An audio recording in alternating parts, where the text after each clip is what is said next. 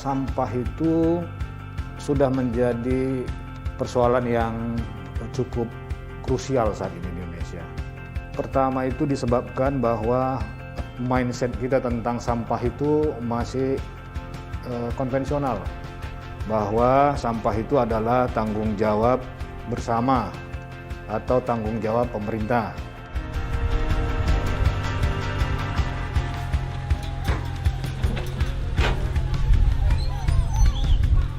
Sehingga begitu masyarakat sudah membayar iuran, maka dianggap selesailah semua persoalan sampah ini. Padahal sampah ini seharusnya menjadi tanggung jawab pribadi. Itu menurut saya.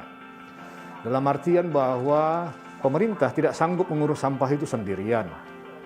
Karena keterbatasan anggaran dan lahan. Manusia semakin bertambah, produksi semakin meningkat, sampah semakin tinggi. Sebenarnya membeli sampah itu bukan utama, tapi kita sebenarnya edukasi masyarakat agar bisa melindungi alam. Karena sekarang kita lihatlah seperti apa sampah di mana-mana. Tempat sampah kita itu besar, tapi sebenarnya fisiknya nggak ada, kan begitu.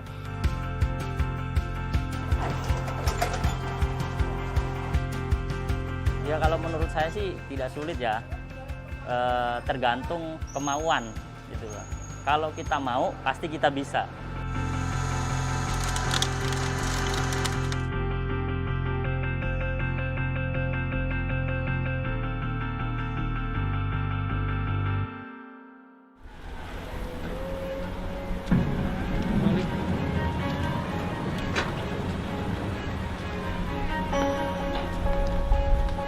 Pengolahan sampah kita itu belum maksimal.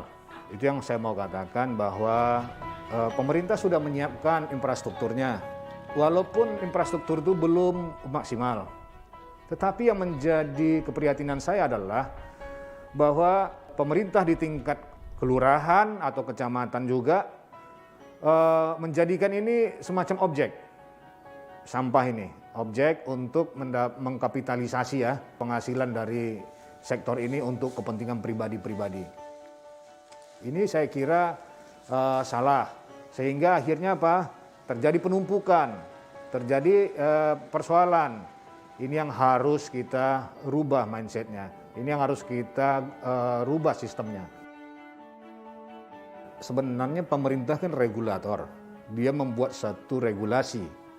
Regulasinya misalnya yang saya tawarkan misalnya, bahwa insentif untuk pengolahan sampah ini jangan lagi di TPA semua. Sekarang kan kalau insentif itu semuanya di TPA, automatically mindsetnya pengelola atau pelaksana bahwa buanglah sampah sebanyak-banyaknya di TPA, maka dapatlah tipping fee yang besar. Bagi masyarakat, ibu-ibu rumah tangga saya hormati, saya hargai, saya malah mendukung mereka untuk melakukan pemilahan. Tujuannya bukan hanya untuk rumahnya bersih, tetapi juga tujuannya adalah membangun habits baru, perilaku baru buat anak-anak mereka. Bahwa segala sesuatu yang selesai mereka gunakan masih bisa mereka hargai.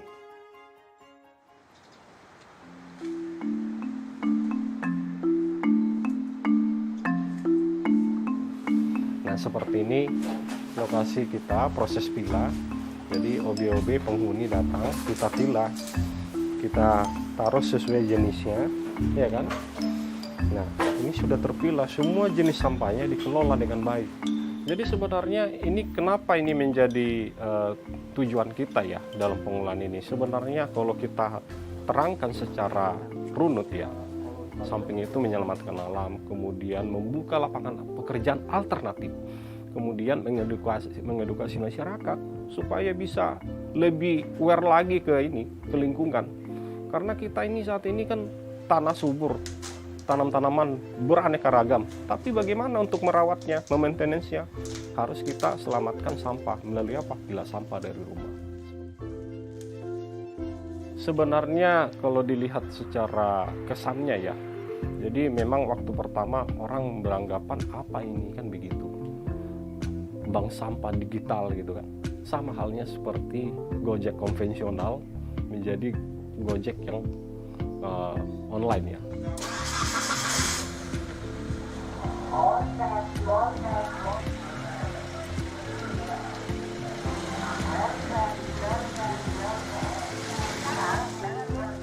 Sampah ini sebenarnya tidak habis, selalu ada.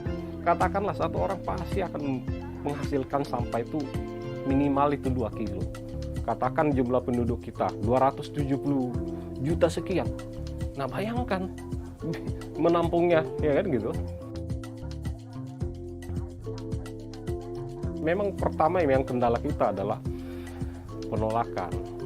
Penolakan itu bukan sebenarnya menjadi salah mereka, tapi memang karena kita negara kita ini udah berumur 74 tahun. Tapi kan yang diturunkan adalah metode pembuangan sampah yang ini ya tradisional, dikubur, dibakar. Nah, ternyata tidak dilakukan secara komprehensif ya, tapi tidak mengganggu lingkungan kan gitu. Itu yang kendalanya.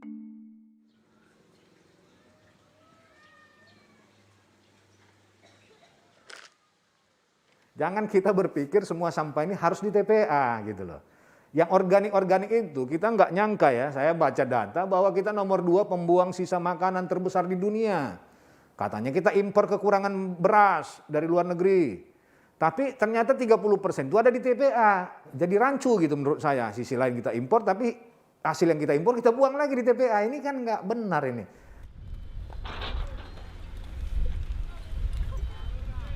Jadi Montress ini di awal tahun pertama dia hadir, tidak terfokus kepada bagaimana mendapatkan ekosistem bisnisnya gitu. Di awal-awal kami lebih banyak setahun sampai 1,5 tahun lah saya katakan, mengedukasi sebenarnya. Ada tahapan-tahapan dalam pada sosialisasi ini. Mulai pertama bagaimana menarik hati mereka, apa itu? Keliling-keliling itu tiap hari pakai toa itu. Ada ajakan untuk berpartisipasi. Montress. Sekarang jangan buang sampah Anda. Ayo kumpulkan, masukkan ke ATM sampah kami, dapatkan uangnya. Mari kita bersihkan Jakarta. Jakarta bebas sampah, lingkungan bersih, hidup lebih nyaman. Bersih pasti untung. Efektivitasnya sangat tinggi ya dalam edukasi dengan secara digital ini ya. Karena kalau misalnya dengan media-media konvensional atau dengan pola-pola konvensional seperti yang kita saksikan saja ya, bahwa Kementerian Lingkungan Hidup udah berapa puluh tahun hadir di negara ini. Sudah berapa juta program yang mereka lakukan untuk edukasi sosialisasi mengenai pemilahan sampah. Tetapi hingga detik ini saya kira dengan metode konvensional seperti itu belum terasa masif dan belum menyentuh semua masyarakat.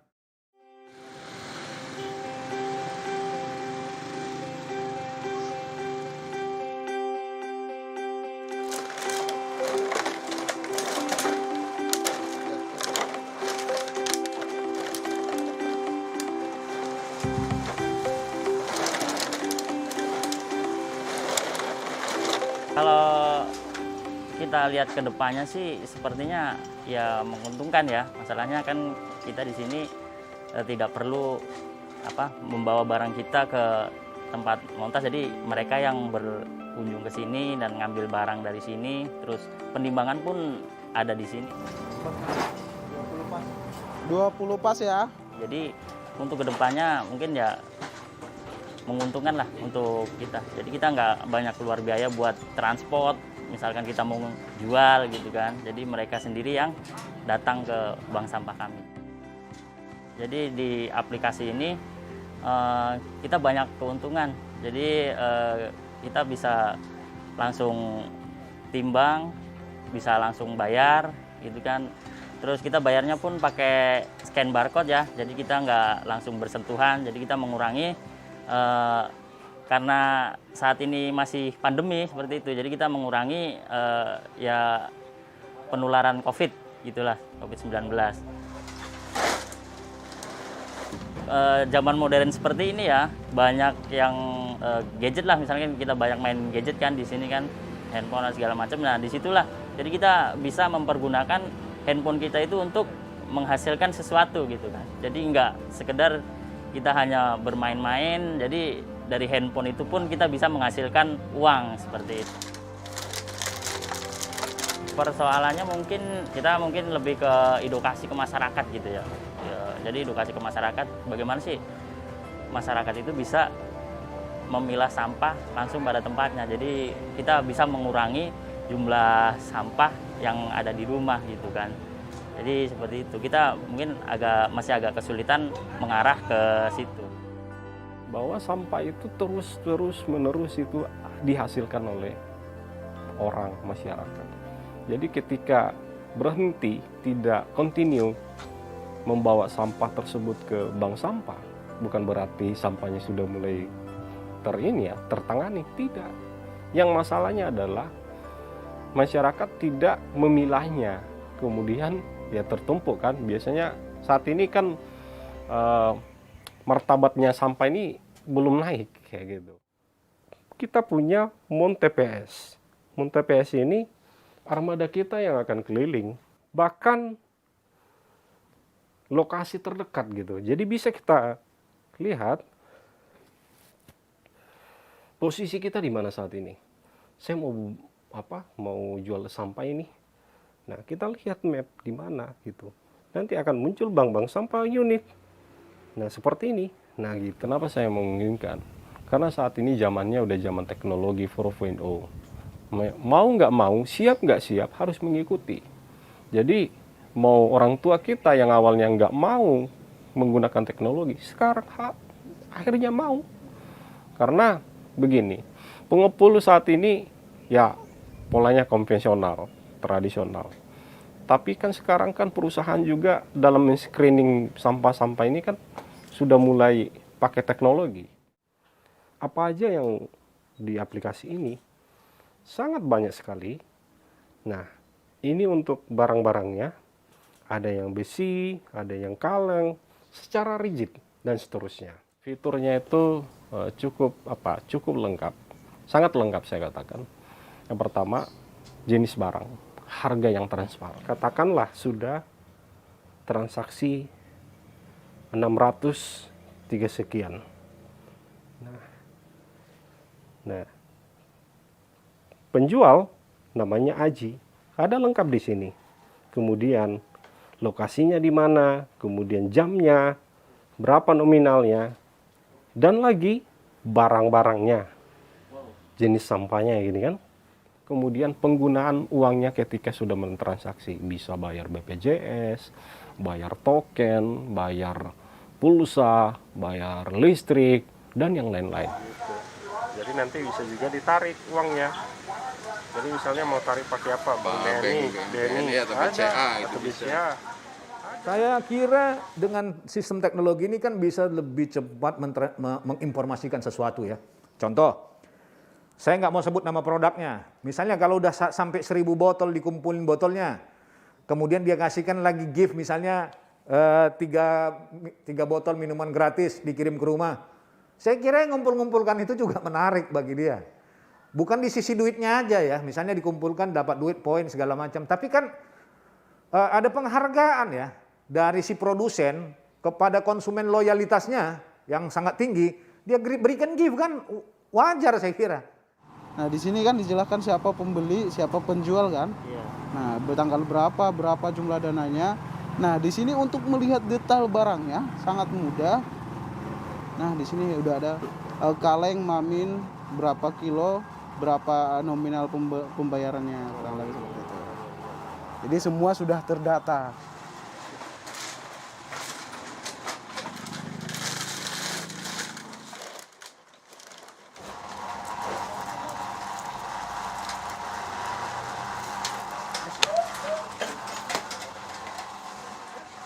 Ya masalahnya kan mereka masih berpikir bahwa kalau kita ngumpulin sampah itu kita sama dengan pemulung seperti itu kan. Sebenarnya enggak. Sebenarnya itu kalau kita bisa milah sampah di tempatnya langsung misalkan di rumah tangga gitu kan. Jadi itu bisa menjadi keuntungan tersendiri bagi ibu-ibu rumah tangga tersebut. Jadi kan kita sistemnya pun ada tabungan ya kan. Nanti kita keliling ambil, ada berapapun kita catat kilonya berapa, dan nanti di situ ditabung. Nah, nanti terserah si nasabah ini mau mengambilnya kapan.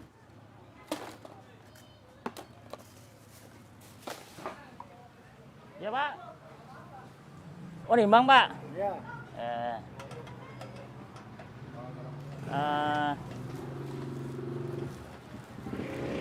Ini ember campurannya Pak. Menurut saya sih lebih menguntungkan yang kotor ya Pak. Jadi di dalam kotor itu kan yang gabruk itu, dia terselip barang-barang yang emang berharga ekonomis tinggi gitu loh Pak. Jadi kita disitulah gunanya kita memilah sampah itu. Jadi kita pisahin barang yang mana yang harganya tinggi, mana yang harganya rendah. Jadi disitulah keuntungan kita. Ini contoh multi layer nih, multi layer, 2 jenis dia. Jenis pertamanya ada aluminium foil. Karena dia bermacam-macam layer, maka ketika diprosesnya susah. Mau jadi apa? Yang ada yang memanfaatkannya dengan pemanasan segala macam, mengambil aluminiumnya dulu. Plastiknya jadi apa? Jadi sampah lagi.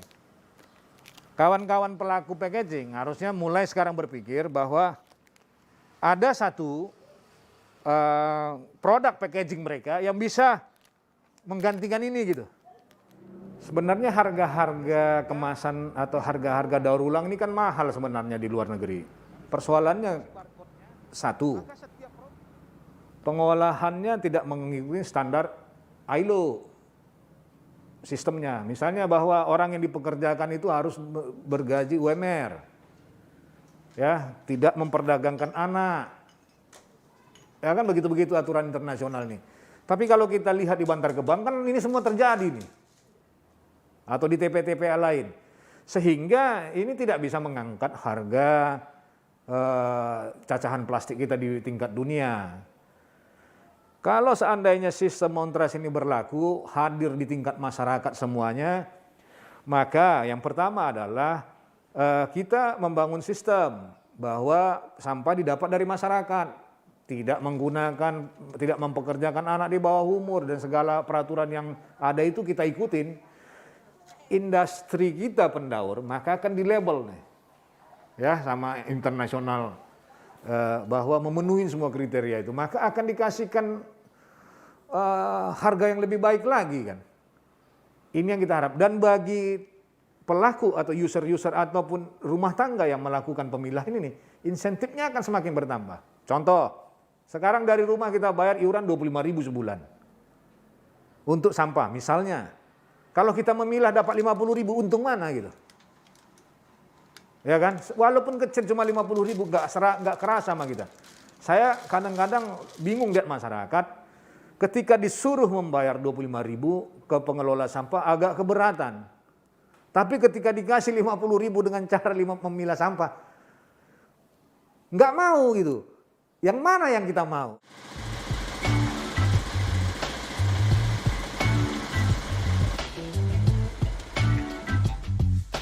Untuk di Jabodetabek yang udah kami lakukan selama 2 tahun ini, rata-rata kita itu 1 minggu itu 20 ton.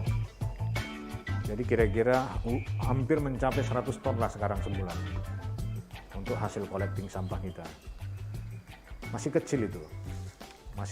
Kalau saya perhatikan masih kecil, dengan tingkat aktivitas masyarakatnya kira-kira dari 52.000 yang mendownload itu ya, seluruh itu ya, itu sekitar 12.000 orang. Jadi masih kecil, 20%-an lebih baru yang beraktivitas dari Montrach ini. Ayo kumpulkan, masukkan ke ATM sampah kami, dapatkan uangnya, mari kita bersihkan. Ekosistem yang kita bangun untuk kedepannya, partisipasi masyarakat. Artinya berpartisipasi itu tidak hanya tentang hal-hal yang nilainya, tapi kita berpartisipasi bahwa bagaimana kita menyelamatkan Indonesia ini bebas dari sampah. Mulai dilakukan dari keluarga, pendidikan. Kemudian kota internet. Indikator kesuksesan kita mampu mengubah habit masyarakat yang pertama adalah sudah melakukan pilah sampah dari rumah. Anak-anaknya juga sudah paham sampah itu bermanfaat. otomatis lanjut ke sekolah dia akan ngerti dia cara menangani sampah. Kemudian yang kedua ini adalah sudah bisa menjadi pahlawan-pahlawan kebersihan untuk diri sendiri, untuk lingkungan maupun di mana bekerja ya baik di perkantoran, di swasta, di pemerintahan itu. Yang ketiga, teknologi. Nah, ketika aware teknologi perubahan untuk yang bermanfaat ya, untuk hal yang baik ya, tentu ini akan mulai berjalan dengan lancar. Ini indikator-indikatornya itu. Kita dari Montres pergeseran habit cara buang sampah, pilah sampah, ya kan? Pilah sampah ini harus diajari sejak dini. Jadi ketika udah paham betul, udah besar, karakternya udah luar biasa, makanya disebut pemerintah revolusi mental, ya kan? Nah, jadi kita mendukung program pemerintah, kita harus melakukan revolusi mental. Mentalnya apa? Untuk Montres khususnya dalam masalah penanganan sampah. Seperti itu.